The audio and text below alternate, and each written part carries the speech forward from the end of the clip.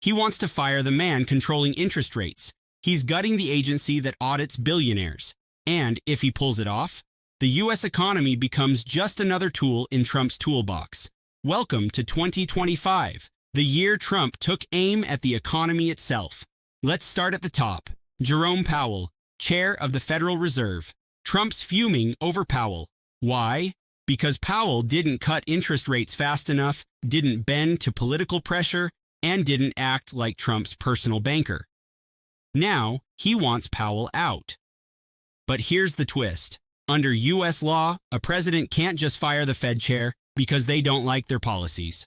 The Federal Reserve was designed to be independent, to protect the economy from, well, exactly this. But Trump doesn't do independent.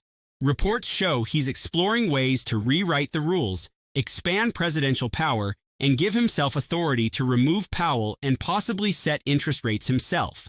Let that sink in. A president with direct control over the price of money. That's not democracy. That's authoritarian economics, and it's the kind of thing that crashes currencies in other countries. And while Trump is trying to kneecap the Fed, he's also putting the IRS on a leash. His allies in Congress are working to cut IRS enforcement, especially against the ultra-wealthy.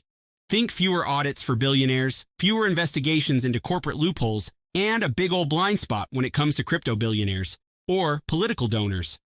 Sound familiar? That's because Changpeng Zhao, the convicted CEO of Binance, reportedly had Trump family talks to help Binance return to the U.S. market. Zhao paid a $4.3 billion fine. He pled guilty, and now he says he's not seeking a pardon, but he wouldn't mind one. And if the IRS is no longer chasing the big fish, if the Fed is doing whatever Trump tells them to, that pardon starts to look less like a fantasy and more like a business deal. So what does all of this mean for everyday Americans? Well, if Trump gets his way, interest rates could be slashed or spiked based on politics, not economics. The IRS could ignore billionaire fraud and focus audits on working-class families. Crypto cronies and mega donors could dodge the law entirely, while you're stuck paying more for groceries, gas, and credit card interest. This isn't just a power grab. This is the weaponization of the economy. It's what happens when checks and balances are erased, and money, justice, and leadership all flow through one man's approval.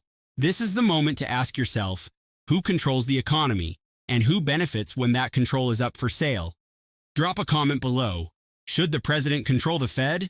Should billionaires get tax protection while working Americans pay the price? Make your voice louder than the lobbyists. Subscribe for weekly breakdowns, and hit that bell, because 2025 isn't just political, it's personal, and it's economic.